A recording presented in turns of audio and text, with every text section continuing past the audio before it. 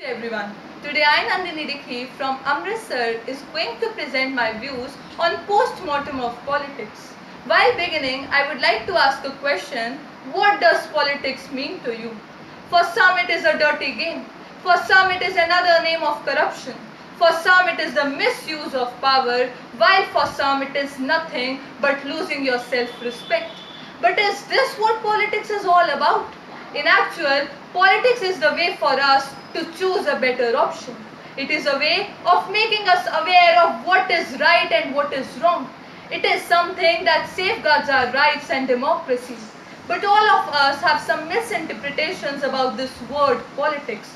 And you know what? This is not our fault.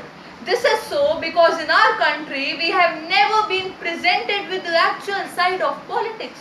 All we have seen is corruption, blame games, riots, scams, so and so. And this happens when the politicians start using politics for their own interest rather than the national interest. Being a politician does not mean that you should be able to shout in the parliament or assemblies, or you should be able to blame the leaders of other parties. No, this is not what makes you a politician. Being a politician means that you should be able to figure out what is right and what is wrong. That you should be able to categorize what is in the favor of nation and what is not. That you should be able to speak up when something is hampering the national interest. But unfortunately, in India, politicians are not interested in doing so. All they care about is power. And when they don't get this power, they will use every dirty trick, they will cross every limit to get hold of it. No one wants to work for the nation, but yes, everyone works for money and privileges.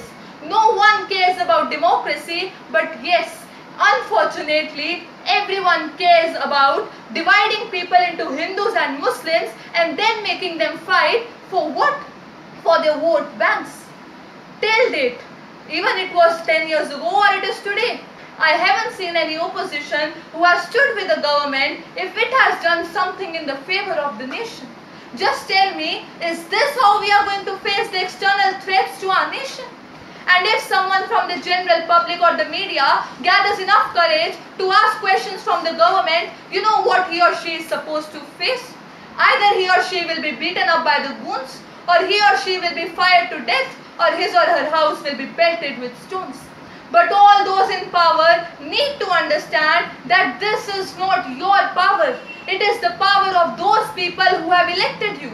And those people have the right to ask questions from you. If they can give you the chair on which you are sitting today, they have the right to snatch that chair from you. Politics is not paying some certain people to create nuisance in the nation just because you want to show that the government is not able to maintain law and order in the state. No, this is not what is politics. I will call Indian politics truly politics when the opposition will stand by the government if it will be doing something in the favor of the nation. When the government will express enough courage to answer the questions of the general public. When the words secularism and feminism will not be used for political play. When no one will be paid to vote or to create riots. When no minister or leader will be involved in corruption. And yes, this politics will definitely help India transform into a better nation.